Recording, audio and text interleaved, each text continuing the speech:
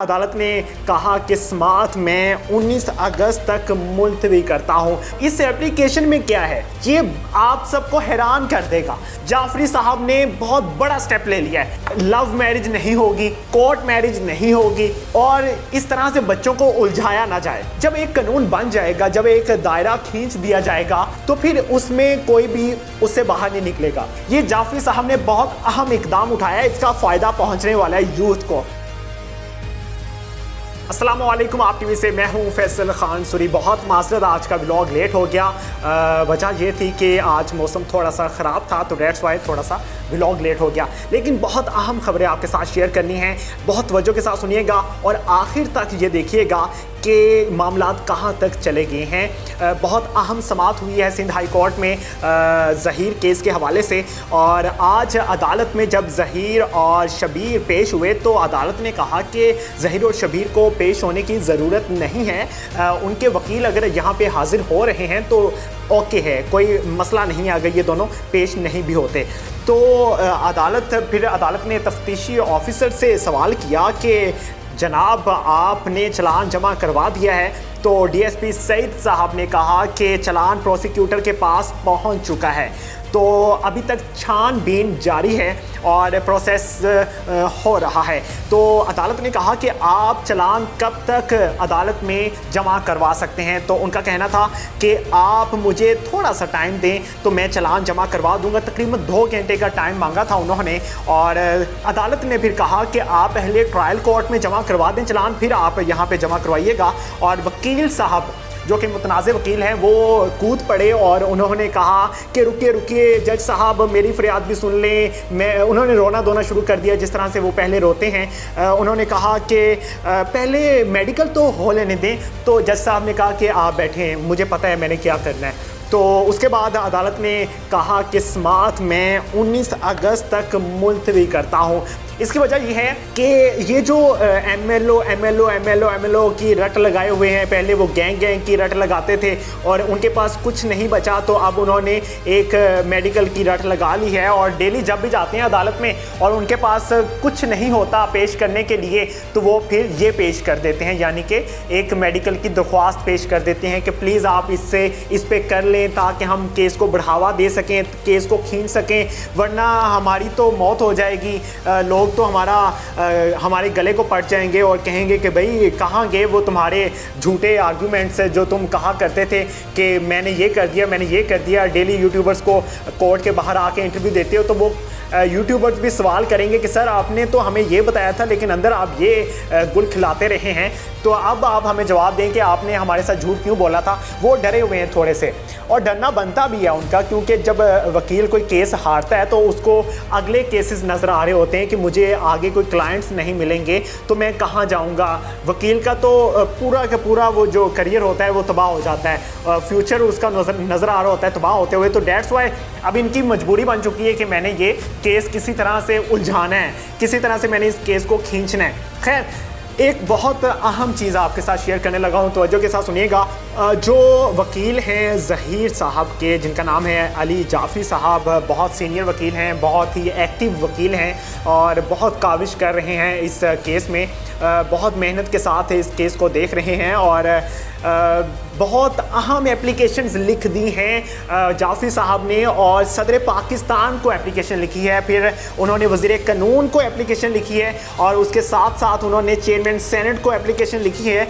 और इस एप्लीकेशन में क्या है ये आप सबको हैरान कर देगा कि इस एप्लीकेशन में आखिर लिख क्या दिया है। क्या वो इंसाफ की फरियाद कर रहे हैं? क्या वो ये कह रहे हैं कि मैंने कराची नहीं जाना? क्या वो ये कह रहे हैं कि मुझे बचा लो? नहीं, ऐसा कुछ नहीं है। जाफरी साहब ने बहुत बड़ा स्टेप ले लिया है। जाफरी साहब ने कहा है कि मैंने एप्लीकेशंस लिख दिए सदर पाकिस्तान को, वज़ीर कानून को और साथ ही साथ में वज़ीर आज़म पाकिस्तान को और चेयरमैन सेनेट को भी उन्होंने एप्लीकेशन लिखी है, जिसमें उन्होंने कहा है कि या तो कानून बदला जाए कि लव मैरिज नहीं होगी, कोर्ट मैरिज नहीं होगी और इस तरह से बच्चों को उलझाया ना जाए, इस तरह से बच्चों के फ्यूचर्स के साथ खेला ना जाए जिस तरह से ज़हीर और उसकी अहलिया के साथ खेला जा रहा है।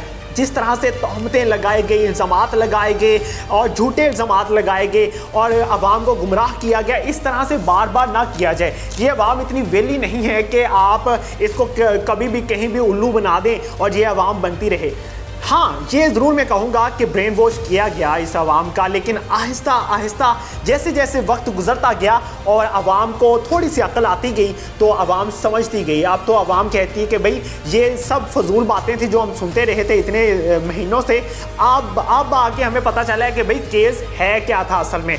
तो खैर अवाम को उलझाया तो गया, लेकिन अब वो वक्त गुजर चुका है। जाफरी साहब का ये स्टेप एप्रिसिएशन के काबिल है कि उन्होंने अब जो दरख्वास्त लिखी है, उन्होंने कहा है कि जो लव मैरिज है और कोर्ट मैरिज है इस पर पाबंदी लगाई जाए, और अगर पाबंदी ना लगाई गई तो फिर इस तरह से केसेस आते रहेंगे। अगर आप चाहते हैं कि हमारे बच्चों का फ्यूचर सेफ रहे तो इस तरह के जो मामला हैं उन पे पहले आप खुद ही कोई आइन शिकनी कर दें और ऐसा कोई आइन बना दें कि बच्चे इस तरह का स्टेप ना उठाएं। उनको मालूम हो कि भाई हम अगर इस तरह का स्टेप उठाएंगे, इस तरह के मामला होंगे तो हमारे पे क्या कानून नाफिज होगा, क्या एक्शन हो सकता है हमारे पे। तो मैं आपको थोड़ा सा एक एप्लीकेशन में आपको पढ़ के भी सुना दूंगा, और वो एप्लीकेशन मैं तलाश कर रहा हूँ, मुझे जाफरी साहब की तरफ से ही सेंड की गई थी। मैं आपको अभी थोड़ा सा पढ़ के बताता हूँ। बढ़ते हैं एप्लीकेशन की जानिब, जो कि लिखते हैं जाफरी साहब वज़ीर कानून को। बाखिदमत जनाब मोहतरम वफाकी वज़ीर कानून और इंसाफ साहब, वज़ारत कानून इस्लामाबाद, दरख्वास्त बराए ख़त्म किए जाने कवानीन बाबत कोर्ट मैरिज लगवाए जाने पाबंदी कोर्ट मैरिज। जनाब आला, इंतहाई अदब से गुजारिश है कि साइल दुआ जहरा काज़मी और इसके शौहर ज़हीर अहमद का वकील है। जनाब आला, साइल के क्लाइंट्स ने मोरखा 17/4/2022 को लाहौर कोर्ट मैरिज की थी, जिसकी बाबत दुआ जहरा काज़मी के कई बयान भी मुख्तलिफ मुअज़्ज़िज़ अदालतों में रिकॉर्ड हो चुके हैं। जनाब आला, दुआ जहरा काज़मी के घर छोड़कर आने के बाद दुआ जहरा काज़मी के वालिद ने दुआ जहरा काज़मी के अगवा की बाबत थाना अल-फलाह कराची में मुकदमा 159/22 दर्ज करवा दिया। कानून के मुताबिक दुआ जहरा काज़मी के 164 के बयान के बाद मुकदमा ख़त्म हो जाना चाहिए था, लेकिन दुआ जहरा काज़मी